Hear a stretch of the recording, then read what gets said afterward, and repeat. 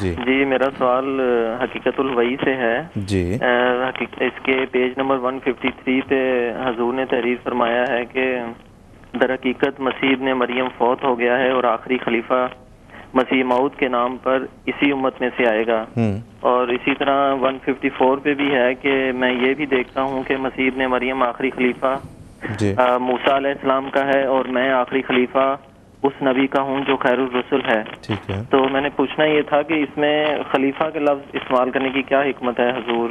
ٹھیک ہے جی، بہتر، بہت بہت شکریہ عمران بابا صاحب، آپ کا سوال ہمیں پہنچ گیا. مومن طاہر صاحب سے ہم ریکویسٹ کرتے ہیں کہ وہ آپ کے سوال کا جواب دیں. ایک تو آخری کہ اس کا اسی مفہوم ہے مسیح السلام نے خطبہ الہامی میں خاتم الخلفاء کا لفظ بھی استعمال کیا ہے. جیسے نبی کریم صلی اللہ علیہ وسلم نے اپنے بارے میں خاتم النبیین اور آخری کا استعمال کیا ہے، جس کا مطلب ہے جو آخری مقام لے گیا، افضل ہے سب سے.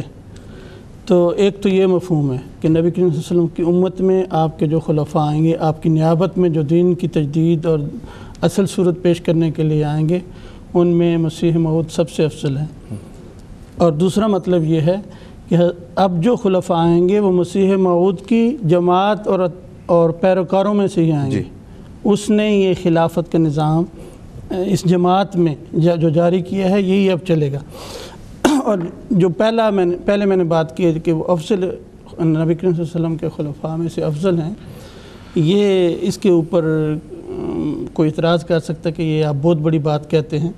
تو اس بارے میں دو حوالے پڑھ دیتا ہوں.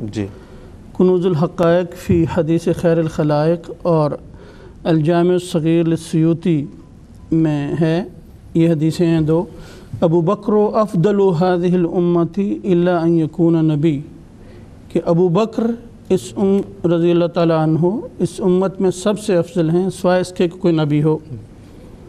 اور دوسری روایت ہے جو طبرانی میں بھی ہے اور ابن عدی کی جو کتاب الکامل ہے اس میں بھی ہے، اور الجامع صغیر للسیوطی میں بھی ہے، اور کنز العمال میں بھی ہے. اس میں ہے ابو بکر خیر الناس الا ان یکون نبی. ابو بکر رضی اللہ تعالیٰ عنہ، نبی کریم صلی اللہ علیہ وسلم فرماتے ہیں ابو بکر بہترین شخص ہے میری امت میں سوائے اس کے کوئی نبی ہو.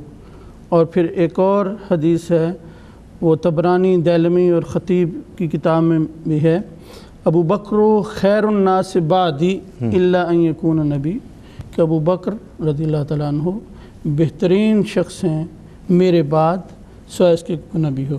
تو چونکہ حضرت مسیح موعود علیہ السلام کو یہ مرتبہ ملنا تھا کہ آپ نے نبی کریم صلی اللہ علیہ وسلم کی اتباع اور فیوز کا بہترین عکس دنیا کے سامنے پیش کرنا تھا، اور آپ کی برکات کے اوپر سب سے بڑی دلیل ہونا تھا، اور یہ مرتبہ پانا تھا کہ نبوت آپ کو ملنی تھی.